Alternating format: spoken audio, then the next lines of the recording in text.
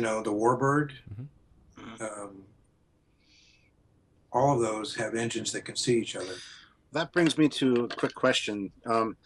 We know you've already answered this episode in our Decorah Marauder class episode, but for anybody out there that hasn't seen that yet, it seems like the Ferengi ship doesn't have line of sight. There's a big ship in between.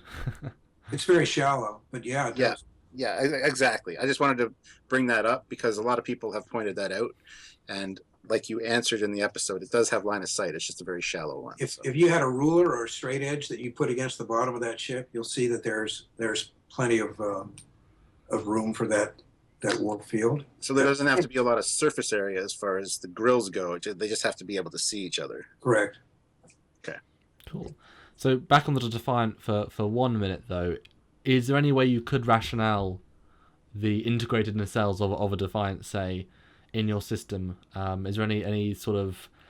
I know obviously in your brain, I'm sure it's like a big no-no, straight away a big red cross. But is there anything you can picture as being maybe that's why, in your system anyway? No. The Defiant, if somebody handed me the Defiant, I would look at it and say it's not a warp ship in the Star Trek universe because the engines are attached to the body. They cannot be interactive in the same way that all of these others are. So they're basically two separate engines. Yeah. There you go. So is that a good solution then? Each engine is itself creating a warp bubble by having its... No, because in Gene's universe you don't create a warp bubble with one engine.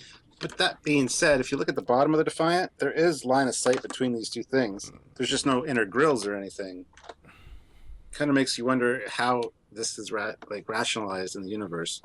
I picture, like you said, conduits running from inside the ship, from nacelle to nacelle, that can transfer that energy that you need. Well, yeah, it's true. Why would you? I mean, all you need to do is develop some sort of material that can successfully hold that energy transfer and not disintegrate. I know that's obviously a tall task, but wouldn't that development alleviate the need for a line of sight?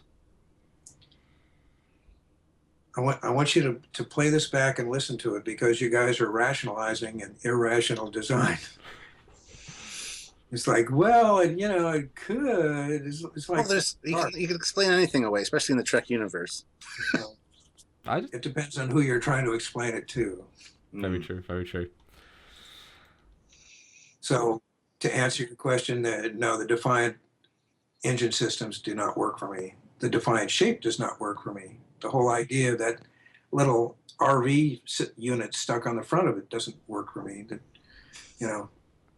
Looks like a big trailer somebody jammed in the front of this thing. None of the Defiant works for me. And when I found out how big it was, that really didn't. It's just totally a weird shape altogether. Sorry. And I say that with a caveat. A lot of designers are forced to be the wrist of some producer or someone else who absolutely has no concept of any hardware in the science fiction world whatsoever. One slight follow-up, just another little mini one. So Andrew, how does the Borg cube fly in warp? I guess that's transwarp, I'm sure it's warp as well. How does the Borg cube move? The same way that the Defiant does. It just moves. The effects guys film it that way, and it just does. Could again, theoretically, could not the engines be inside the hull and create on a Borg cube? It could be. It could be some internal thing. In fact, let's back that up a little bit. When I was designing a ship for the episode where somebody on the Enterprise is drawing pictures of this woman and who's mysteriously in his mind, and eventually they come across a ship that she is on. She is aboard. Is that big glowing orb? Yeah.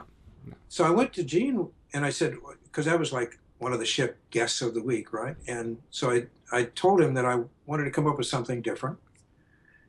And originally I had some ideas of the power, because you see the power source in the back all the time, right?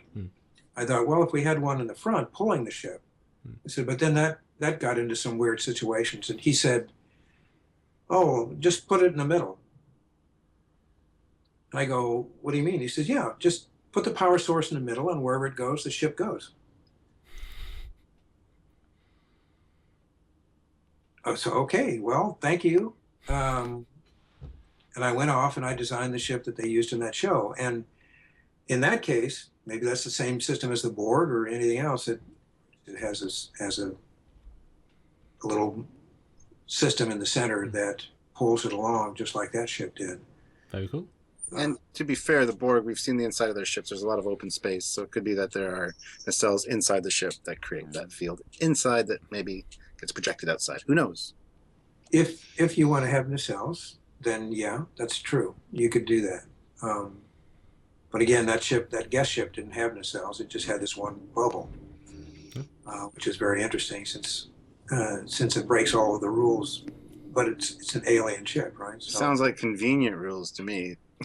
They can be broken if needed. it sounds like it, and I won't argue that.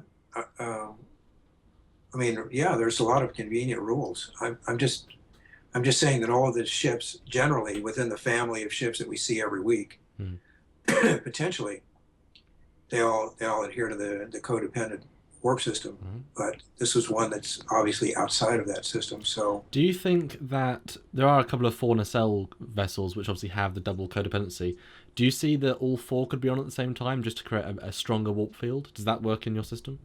Yeah, I don't see why not. Cool. You know, it'd probably go really fast, but Prometheus does go very fast, so I'm glad you approve. Okay, so now on to rule number 3. The nacelles must be fully visible from the front of the ship. We interpret this to mean the Bussards and hydrogen collectors need to be free to actually scoop up the matter and particles from space. We know that some later TNG era designs are much sleeker and doesn't necessarily fit this same design as much. Is this perhaps something that a newer style deflector or sensor dish may be able to incorporate to do the same job? Maybe? no, no, you couldn't use a deflector as a Bussard collector. The ships that you're talking about, how far back are those engines from the saucer? Not, well, they're fairly close to the saucer, but they're usually just barely above the saucer, So or part of kind it's of hidden. behind it. Yeah, Part of it's hidden, and plus the ships from like the Enterprise E, for example, the profile or the front view of those Bussard collectors isn't as big as TOS. It's more of a refined, kind of sleek look. So I'm wondering if they require less. Like they don't need to incorporate those as much in future designs. I don't know. Yeah, well, Bussard collectors are not necessarily like jet airplanes intakes. They're actually would create a large magnetic field, basically designed to collect free hydrogen. So they would extend wide and fairly far out into space. Okay, so the front of the Bussard is being covered by, like, on the Enterprise E, let's say. plating, yeah. As long as the sides are still showing, they can generate a field that sucks stuff in, is what you're saying. Yeah, it doesn't seem as efficient to me to cover any parts of the fronts like they are being covered by subsequent designers. Although I'm sure that as evolution, as technology improves, the amount of particles you can just take in just improves. Yeah, Technology gets smaller with. That's another rationalization, but in this case, you know, I won't argue against it, because as technology gets smaller, yeah, that things are possible that were not before. Look at vacuum tubes and transistors, for instance. You know. I'm actually playing around with the design of the ship right now that incorporates the warp engine and the pylon all in one piece. And in this case, the Bussard actually goes all the way down the neck of the what did I just say? The pylon. So it's very long, but it's somewhat narrow. Cool. And it does that to be able to cover a wider field. But yeah, I'm always playing with stuff like that. But anyway, you'll see it on Facebook on occasion. Cool. And finally, the last rule, which states that the bridge must be located on the top of the ship. Now, this has nothing to do with warp theory, of course. This is more of a design style preferred by Gene to show a sense of scale and let the viewer kind of get a feel for where our heroes are located on the ship.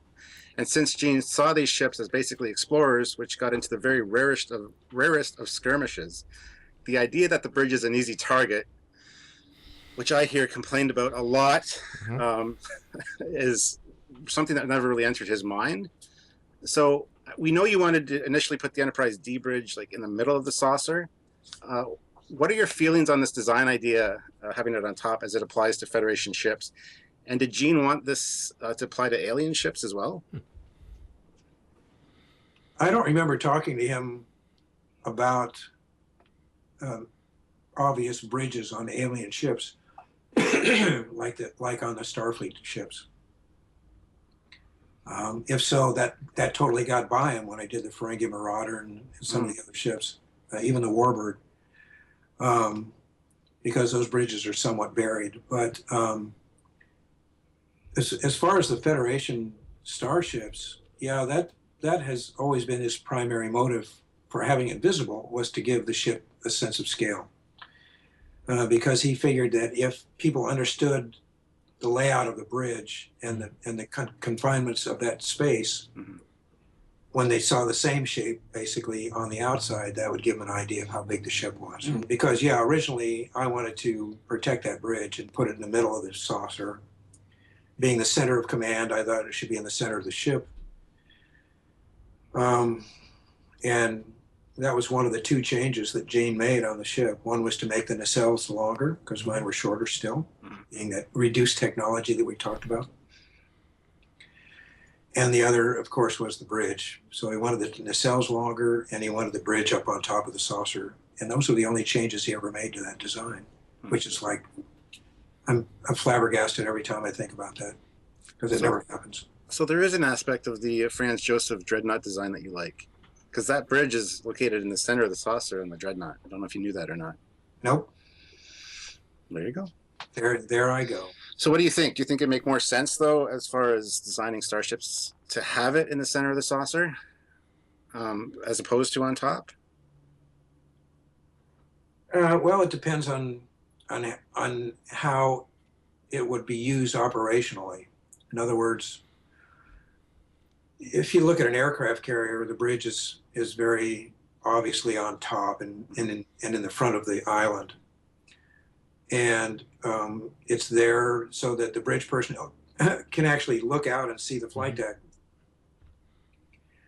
And so that people can approach the bridge. It's just there because it works operationally.